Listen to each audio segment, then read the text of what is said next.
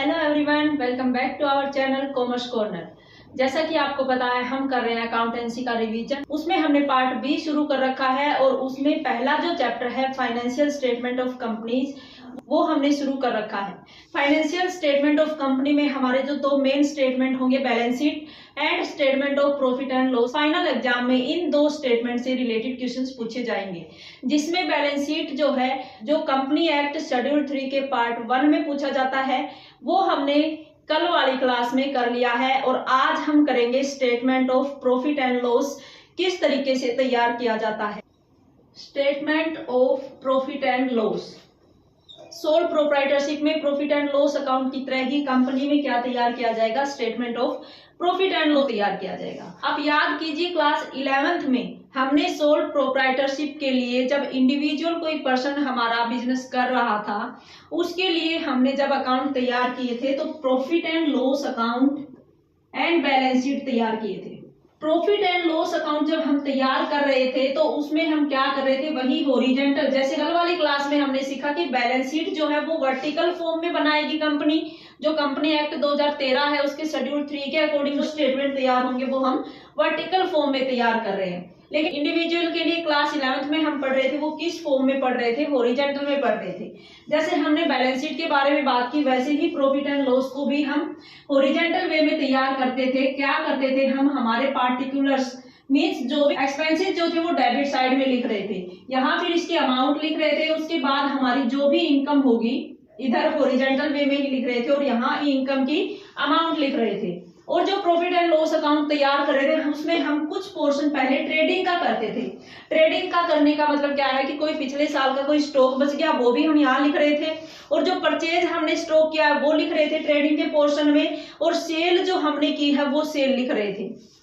क्या कर रहे थे हम, सबसे पहले जब हम क्लास 11th में पढ़ते थे, तो ओपनिंग स्टॉक लिखते थे, फिर इसके बाद परचेज लिख रहे थे। अगर कोई रिटर्न कर दिया परचेज, वो उसमें से घटाकर लिख रहे थे। और जो डायरेक्ट एक्सपेंसेस हैं, वो हम यहाँ लिख रहे थे। और इसी के क्रेडिट साइड में हम क्या कर रहे थे, अपनी जितनी भी सेल हुई है वो लिख रहे थे। और हमारा जो लास्ट में क्लोजिंग स्टॉक बच जाता है साल के, वो हम यहाँ लिख रहे थे। इसके बाद इन इनकम में से जो भी हमारे एक्सपेंसेस घट जाते थे, तो हमारा ग्रोस प्रॉफिट या ग्रोस लॉस कैलकुलेट कर रहे थे। और इसके बाद उस प्रॉफिट एंड लॉस अकाउंट में हम उसको ले जा रहे थे। ग्रोस प्रॉफिट है तो इधर, और ग्रोस लॉस है तो खर्चा मानकर हम डेबिट साइड में लिख रहे थे। इसके बाद जो जो इनकम हुई, जैसे मान लो हमें इंटरेस्ट रिसीव हुआ, हमें डिविडेंड रिसीव हुआ, हमें कोई कमीशन मिला, इस तरह के आइटम हम सारे इनकम साइड में लिख रहे थे। और इसी तरह के कोई खर्चे, जैसे मान लो एम्प्लॉइज हैं, उनको हम सैलरी दे रहे हो, हम अपना कोई बिजली का बिल दे रहे हो, कोई स्टेशनरी का खर्चा कर रहे हो, इस तरह के सभी खर्चे यहाँ लिखकर, और फिर यहाँ टोटल इनकम जो थी उसमें से हम अपने सारे खर्चे घटा रहे थे, तो हमारा नेट प्रॉफिट कैलकुलेट कर रहे थे। और अगर खर्चे ज्यादा हो गए तो हमारा नेट लॉस कैलकुलेट हो रहा था। जो इंडिविजुअल पर्सन हमारा बिजनेस कर रहा है, वो अपने अकाउंट्स तैयार जब कर रहा था, तो इस तरीके से trading and profit and loss account तैयार करता था। अब हम अगर कंपनी का अकाउंट तैयार कर रहे हैं, तो वो क्या करेंगे, स्टेटमेंट तैयार करेंगे प्रॉफिट एंड लॉस की। Statement of profit and loss में फिर अब हम क्या कर देंगे, वही जैसे बैलेंस शीट में हमारे 4 कॉलम बन रहे थे, वही यहाँ इसमें बनेंगे। सबसे पहला पार्टिकुलर्स का बनेगा।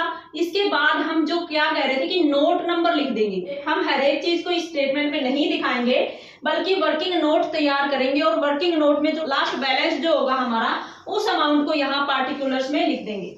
इसके बाद हम क्या कर रहे थे, हम अपने 2 सालों की अमाउंट यहाँ लेकर आ रहे थे। करंट ईयर्स की तो हम लेकर ही आ रहे थे, इसके साथ साथ हम प्रीवियस ईयर की भी यहाँ लिख रहे थे।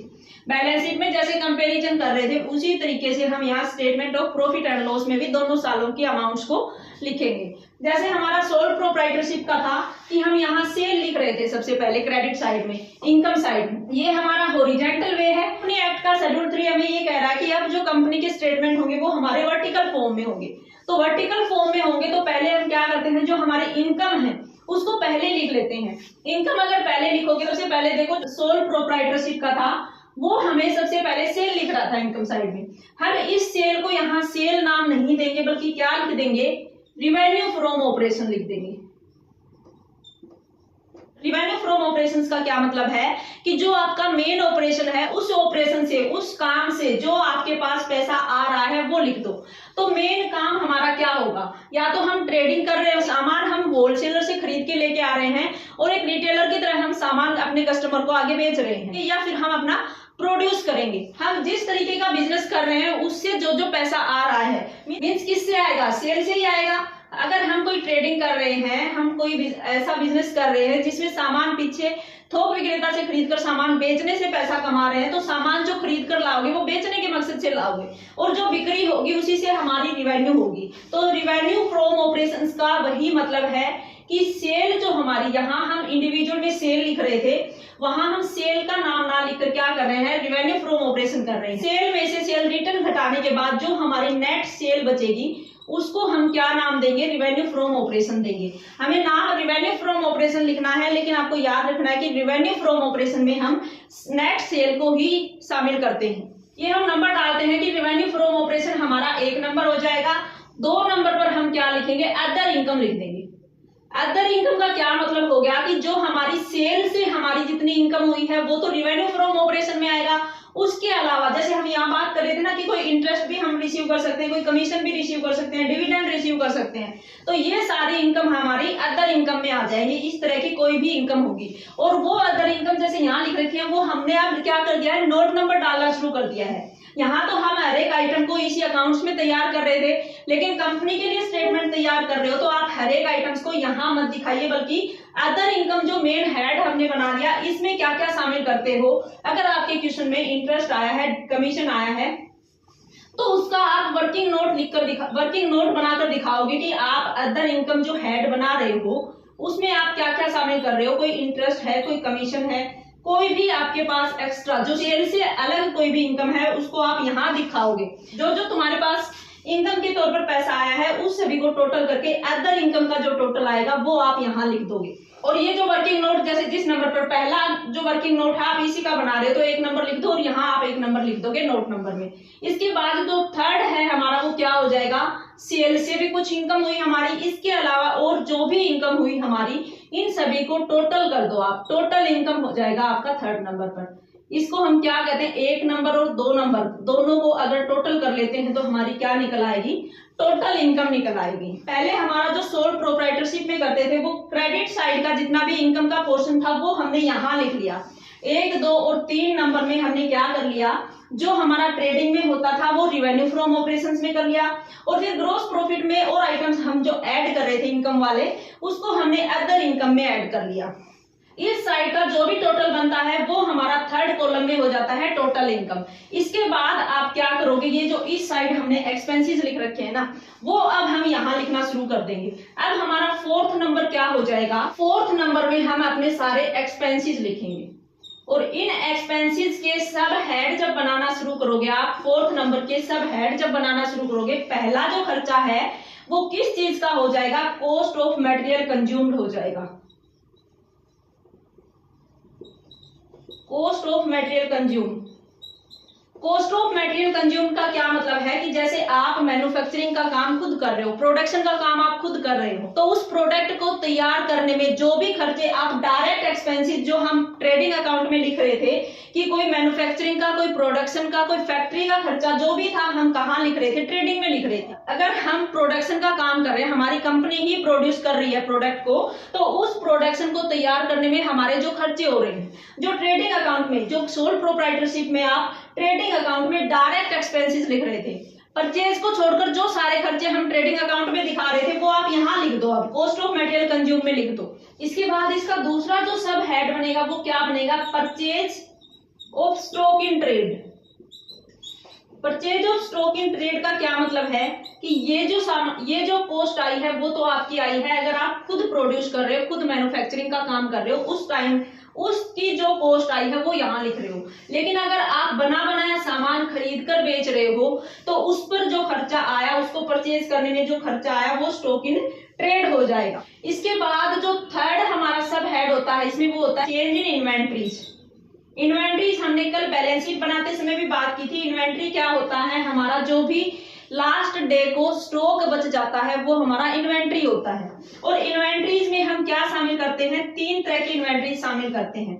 जैसे हम कल बात कर रहे थे ना कि रॉ मटेरियल का भी हमारा कुछ स्टॉक बचेगा, कुछ हमारा वर्क इन प्रोग्रेस का कुछ स्टॉक बच जाता है, कुछ हमारा फिनिश्ड गुड्स का स्टॉक बच जाता है। तो यहाँ जो रॉ मटेरियल का स्टॉक है वो तो अगर आप मैन्युफैक्चरिंग खुद ही कर रहे हो तो रॉ मटेरियल का स्टॉक तो ओपनिंग स्टॉक, क्लोजिंग स्टॉक और जो परचेज आपने रॉ मटेरियल का किया वो सारी कॉस्ट तो आपकी यहाँ आएगी, ए पोर्शन जो है एक्सपेंसेस में उसमें आएगी।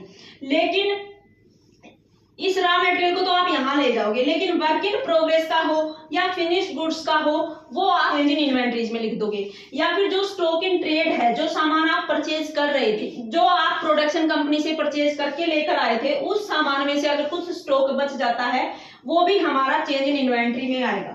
और चेंज इन इन्वेंटरी को कैसे कैलकुलेट करोगे आप, ओपनिंग जो भी इसका स्टॉक होगा, ओपनिंग जो भी इन्वेंटरी होगी उसमें क्लोजिंग स्टॉक को अगर आप घटा दोगे तो वो जो भी इन्वेंटरी में साल के बीच में चेंज हुआ है वो कैलकुलेट हो जाएगा हमारा यहाँ पर। इसके बाद आप यहाँ क्या लिखोगे, एम्प्लॉइज बेनिफिट फंड है।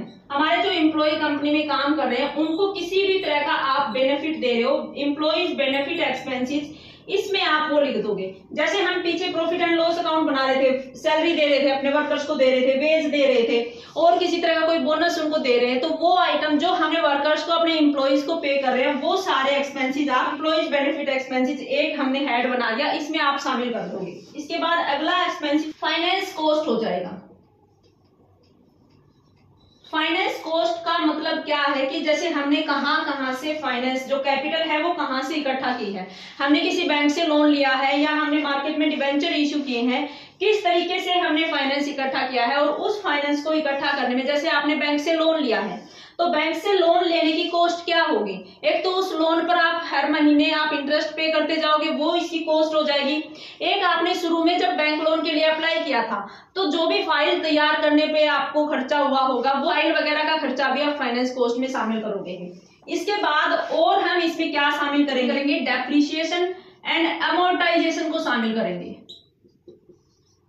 डेप्रिसिएशन आपको पता है कि हम किन एसेट्स पर लगाते हैं। जब कल हमने बैलेंस शीट बनाई थी तो हमने बात की थी कि हमारी एसेट्स 2 तरह की हैं, एक तो टेंजेबल है, एक इनटेंजेबल है। टेंजेबल एसेट्स में हम किन एसेट्स को शामिल कर रहे थे, जो हमारी लैंड है, जो बिल्डिंग है, प्लांट मशीनरी है, मींस जिसको हम टच कर सकते हैं, जिनको देख सकते हैं, छू सकते हैं, वो हमारी टेंजेबल एसेट्स थी। टेंजेबल एसेट्स के लिए तो हम क्या शब्द यूज करते हैं, डेप्रिसिएशन यूज करते हैं कि वो एसेट्स जो है उनकी वैल्यू हर साल कम होती जाती है तो वो डेप्रिसिएशन होगा।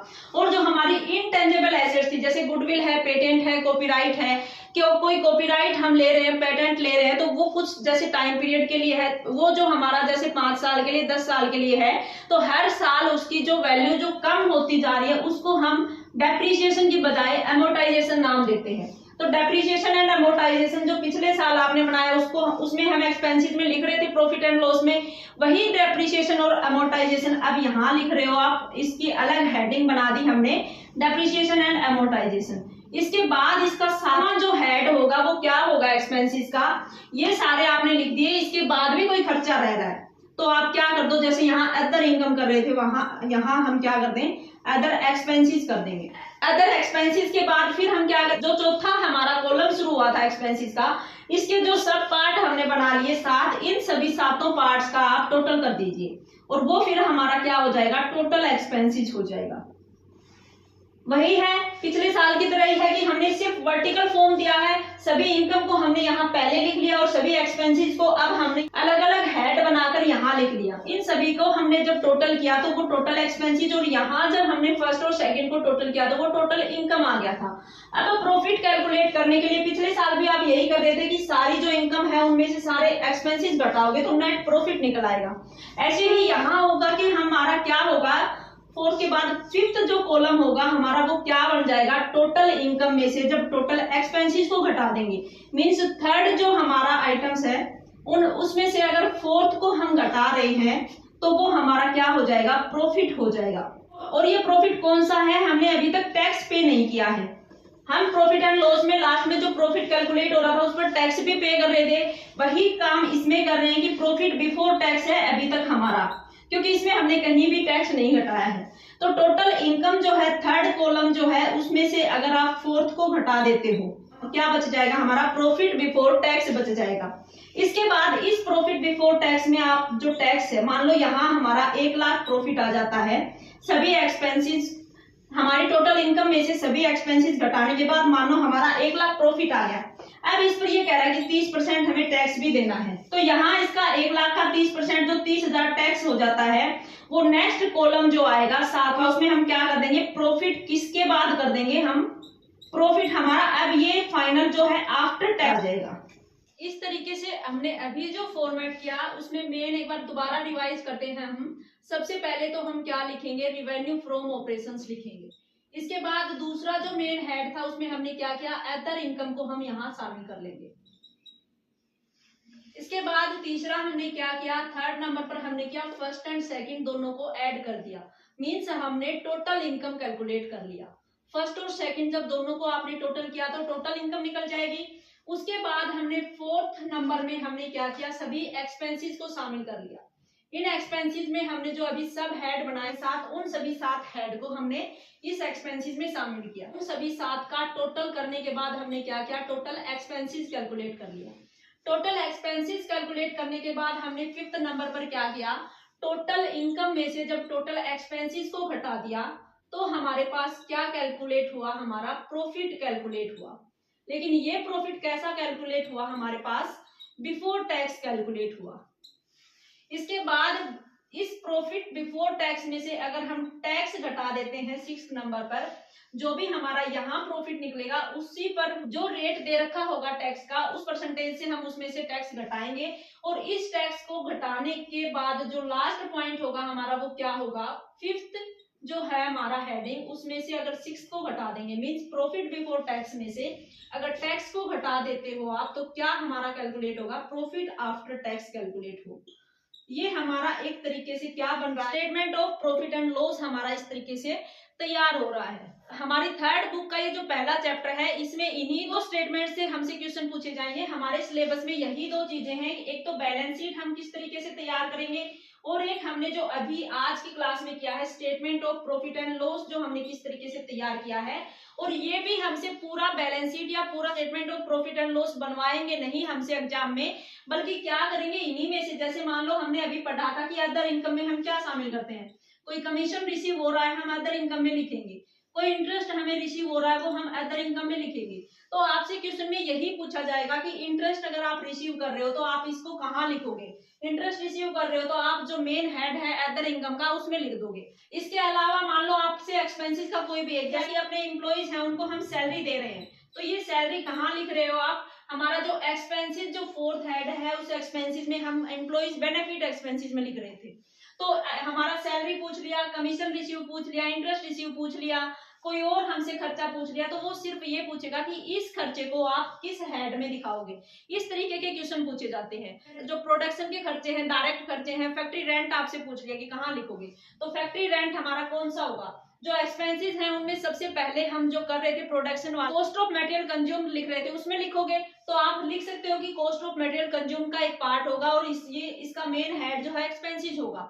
इस तरीके से 3 नंबर के क्वेश्चन में आपसे या तो बैलेंस शीट से 3 आइटम पूछ लेंगे, या हमारा statement of profit and loss है इससे 3 आइटम पूछ लेंगे। और 1 नंबर में कोई ऐसा क्वेश्चन आ सकता है, जैसे हमारा statement of profit and loss है वो किस पार्ट में बनाया जाता है, शेड्यूल 3 का पार्ट 2 है ये। बैलेंस शीट को किस पार्ट में बनाया जाता है, पार्ट 1 में बनाया जाता है। और हमारी जो सेक्शन है उनसे रिलेटेड, जो कंपनीज एक्ट के सेक्शन है उनसे रिलेटेड हमसे पूछ सकता है कि ये सभी जो हमारे स्टेटमेंट है वो किस सेक्शन में बनाए जाते हैं। तो इस तरह का 1 नंबर में क्वेश्चन आ सकता है। तो थ्योरी को आप अच्छे से पढ़ लीजिए, और इसकी बैलेंस शीट और statement of profit and loss के सभी हेड्स में आप कौन कौन से खर्चे शामिल करते हो।